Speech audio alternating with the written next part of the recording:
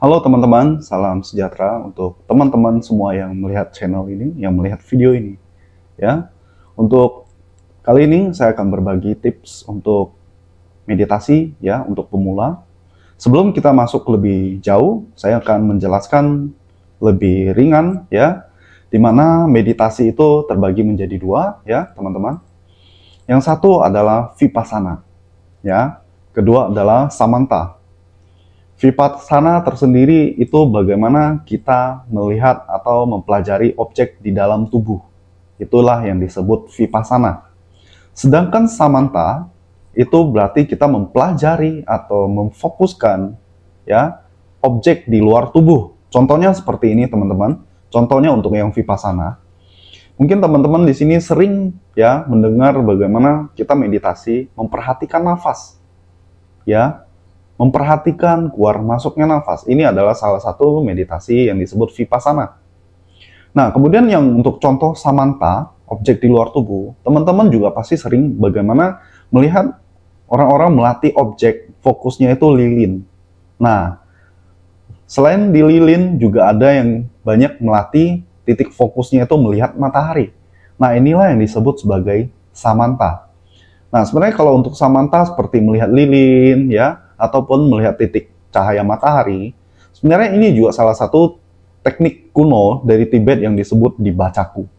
Ya, oke. Namun untuk pemula, kita tidak mengarah ke samantha dulu. Ya, kita akan mempelajari untuk yang pemula itu vipassana. Tapi vipassana di sini kita bukan memperhatikan nafas, tapi kita di sini adalah bagaimana mengolah nafas. Ya, dengan mengolah nafas yang baik, ya, otomatis ya ada keseimbangan tentang tiga kekuatan tubuh manusia, yaitu pikiran, jiwa, dan fisik. Ya, ini sebenarnya yang paling baik untuk meditasi pemula. Karena kehidupan kita itu semua berjalan secara alamiah, jalan secara kemanusiaan, di mana kita bertanggung jawab harus bekerja, ya, mencari uang, menafkahi keluarga, membahagiakan keluarga, ya. Jadi jangan muluk-muluk kita mencari spiritual yang lebih jauh dulu, apalagi dari yang kita mungkin sering disebut gaib atau metafisika dulu, ya. Kemudian kita kembali ke meditasi vipassana, ya, di mana untuk pemula saya memberikan tips ini adalah bagaimana mengolah nafas, ya.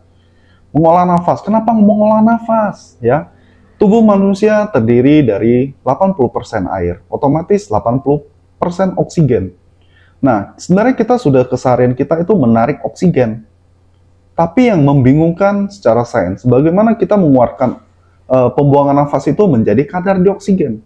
Karena harusnya secara logika, tubuh kita 80% air, 80% oksigen. Tapi yang dibuang kenapa kadar dioksigen? Nah, ini cukup menarik ya, teman-teman. Nah, kemudian kita kembali lagi. Jika kita bisa mengolah nafas yang baik, di mana kadar oksigen di dalam tubuh ya yang banyak itu kita kurangi kadar oksigennya dengan olah nafas. Waktu kadar oksigen di dalam tubuh kita mulai menipis dan mulai berkurang, ada salah satu cakra yang bermanfaat untuk melakukan self healing secara otomatis di dalam tubuh kita. Ya, untuk self healing ini itu saya sebut sebagai titik objek cakra anahata. Ya, jadi kita olah nafas tapi fokus objeknya vipassana ya ke cakra anahata.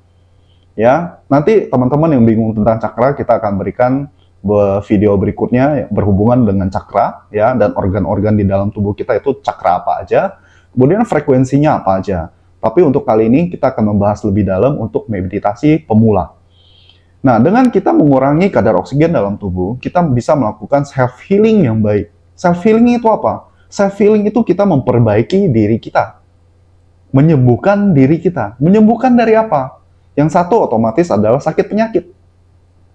Di mana sakit ini terdiri dari sakit ringan, sakit berat. Pegel-pegel contohnya ya, sakit kepala yang udah lama, susah tidur ya.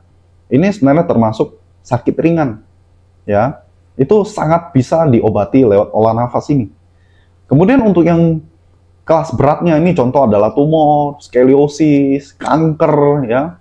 Termasuk kanker 1, stadium 1, 2, dan 3, ataupun 4 ya, yang udah berat banget. Ini juga bisa, ya. Tapi Dengan keyakinan kita, olah nafas yang baik, tata cara yang baik, semua mujizat itu bisa terjadi. Karena memang kita memiliki keyakinan, pasti kita mempercayai apa itu mujizat. Mujizat itu tidak pernah membohongi. Ya, apalagi usaha itu tidak membohongi hasil. Jika teman-teman di sini bisa serius, bisa fokus olah nafasnya, saya menjamin ada mujizat terjadi dalam kehidupan Anda.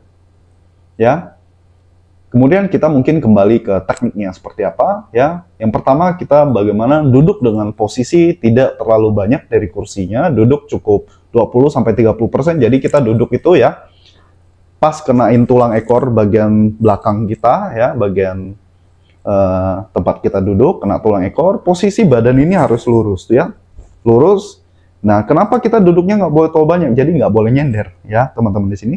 Kita duduk, tulang punggung lurus, perutnya dikencengkan, ya. Kemudian untuk telapak tangan, ya ini bagi pemula. Telapak tangan kita nggak perlu yang pakai mudra segala macam, ya. Dimana teman-teman mungkin sering melihat, ya ada yang begini mudranya, ya banyak macam. Tapi di sini kita benar-benar mudranya sangat simple, ya.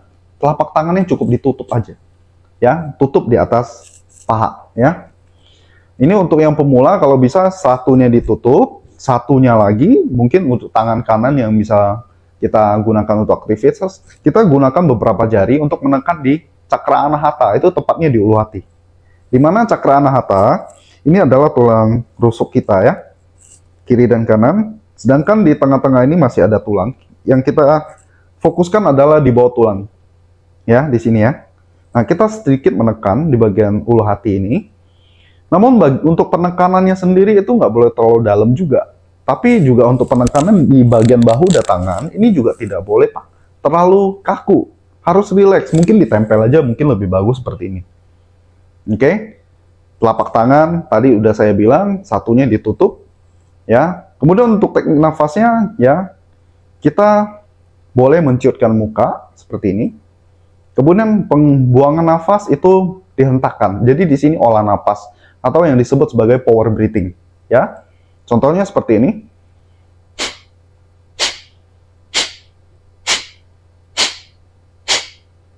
Jadi waktu kita buang nafas dengan dihentak, ya, di bagian ulu hati ini, itu seperti ada tendangan dari dalam, seperti ada mengkerut, dia keras. Jadi nafasnya jangan sampai turun ke bawah. Jadi kita fokuskan di salah satu cakra ini, yaitu cakra anahata, karena fungsinya itu sebagai pembangkit elektromagnetik dalam tubuh atau listrik dalam tubuh, ya. Dimana listrik ini memang di tubuh kita ini, di tubuh manusia sudah ada, ya. Mungkin teman-teman di sini pernah merinding, ya. Sebenarnya merinding itu kan secara alamiah, ya. Tapi di sini kita belajar di power breathing ini bagaimana kita mengaktifkannya, ya. Kita mengaktifkan elektromagnetik di dalam tubuh kita, ya. Jadi merindingnya ini luar biasa sekali, ya, makanya kenapa banyak mujizat. Jadi waktu dalam pelatihan ini, teman-teman jangan bingung waktu merasakan setruman dalam tubuh, ya, mungkin teman-teman waktu melakukan pelatihan ini, ya, akan ada rasa di mana itu kesemutan. Tapi kesemutan dalam pelatihan ini berbeda dari kesemutan pada keseharian-harian kita. Dimana kalau keseharian kita biasanya kesemutan ini sakit, ditekan aja nggak enak, gitu loh. Tapi dalam pelatihan ini kesemutannya itu nyaman, seperti ada berjalan banyak semut di area-area tertentu. Nah, ini biasanya paling sering muncul ada di tangan atau di kaki. Jadi jangan bingung, ya. Yang penting kalian fokuskan, ya, nafasnya. Misalnya contohnya ada mengalami di mana waktu pelatihan, waktu kita pejam mata, itu kepala membesar, kepala mengecil, apalagi di pandangan, ya. Di pandangan mata ada terlihat hitam, terlihat putih, muncul pelangi apapun, apalagi cahaya, ini harus diabaikan. Jadi benar-benar kita fokus di nafasnya. Terkecuali bagian tubuhnya ada yang memiliki getaran, ya, bergerak secara alamiah. Nah, ini diteruskan nggak apa-apa, ya, diikutin aja dulu, ya. Kemudian ada air liur, itu ditelan, ya. Kemudian jika teman-teman di sini waktu pelatihan batuk, kemudian pengen muntah, ini juga harus dirilis, ya. Apalagi yang dalam pelatihannya, ya, yang tadi saya sebut, jadi nggak cuma fisik, ini juga bisa menyembuhkan luka batin. Jadi waktu dalam pelatihannya tiba-tiba muncul rasa sedih, pengen nangis, itu jangan ditahan. Dirilis aja supaya tidak menjadi beban di kehidupan kita mendatang. Jadi dalam pekerjaan segala macam itu kita bisa harmonis. Ya, kurang lebih seperti itu. Nah, kita balik ke tekniknya lagi. Untuk tadi seperti tadi kita pembuangan nafas dihentak ya. Kemudian nanti akan bertahap ya, di mana kita untuk awal mungkin untuk tarik nafas 40%, kita buangnya 60%. Oke, kemudian bertahap. Kemudian kita tarik 30%, buangnya 70%. Nah, kita naik lagi nih tingkatan. Ya, tariknya menjadi 20%, buangnya 80%. Naik lagi. Jadi, tariknya bisa 10%, buangnya bisa 90%. Ya, jadi ini harus bertahap. Nah, yang telapak tangan ditutup tadi, ya, kalau memang sudah bisa stabil merasakan tekanan di bagian ulu hati, ada tendangan dari dalam itu, kita bisa meletakkan kedua telapak tangan di paha, ya, dengan posisi tertutup ya, nggak boleh dibuka teman-teman. Ya, nanti akan ada penjelasan bagaimana cakra dan bagaimana jalur meridian, jalur energi ini keluar masuk. Ya, oke, saya kembali praktekkan caranya seperti ini.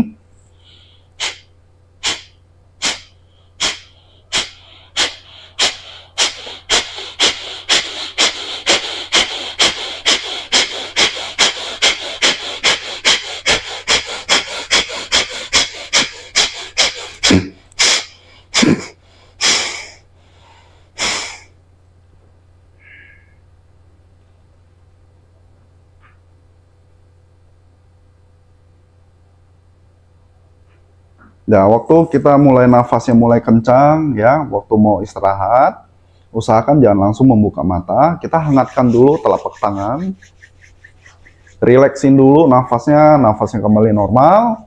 Kemudian tarik nafas panjang, buang nafas panjang. Jika sudah rileks, baru kita tempelkan ke area mata, baru kita boleh buka. Termasuk waktu bicara, usahakan waktu pelatihan, rileks itu jangan bicara dulu. Sampai kondisi tubuh sudah mulai stabil, ya, baru kita hangatkan, tempel, baru buka mata, dan baru boleh bicara. Ya, kurang lebih seperti itu, ya, mungkin saya jelaskan kembali. Jadi jangan bingung, memang di sekolah kita, ya, yang pernah belajar tentang, ataupun yang pernah melihat beberapa berita tubuh manusia itu memiliki elektromagnetik. Ini bisa kalian search di Google, itu benar-benar ada. Dimana waktu kita menyentuh seseorang atau menyentuh beberapa benda, kita seperti tersetrum, tersengat listrik. Ya, jadi jangan bingung, memang dalam pelatihan ini listriknya akan muncul dan kita akan aktifkan. Ya, dimana tubuh manusia itu untuk energi positifnya disebut sebagai proton, negatifnya disebut neutron. Tapi negatif ini bukan berarti harus negatif terus, tidak. Tapi dia adalah sebagai sumber penetral. Ya, menjaga kestabilan sumber listrik positif dan negatif di dalam tubuh kita yang disebut yin dan yang. Nah, ini juga nanti akan kita berikan beberapa materi ya tentang hubungan energi yin dan yang dalam tubuh manusia, dalam kehidupan kita, dalam kristal ataupun dalam orgonite. Ya, mungkin sekian tips dari saya. Silakan teman-teman ya untuk belajar mengolahnya seperti apa. Ataupun teman-teman yang memiliki kesempatan untuk ikut di kelas ya olah nafas saya, itu ada di dalam deskripsi di bawah sini. Ya, silakan hubungi kontak-kontak yang ada di bawah deskripsi ini. Ya, jika teman-teman ada pertanyaan dalam pelatihan ini, silakan konsultasi. Ya, itu kita tidak ada biaya sama sekali. Kita di sini untuk mengajarkan bagaimana mengolah tubuh kita yang disebut self-healing, karena ini memang teknik kuno ya teman-teman ya. Karena kalau kita lihat dalam kehidupan kita, otomatis semua pengen tubuhnya sehat. Tapi tubuh sehat itu biasanya mahal, ya. Apalagi kalau udah sakit, mau cek dokter, otomatis butuh transport butuh biaya, ya. Belum konsultasi dokter, belum lagi kita tebus obat, itu harganya sudah sangat mahal.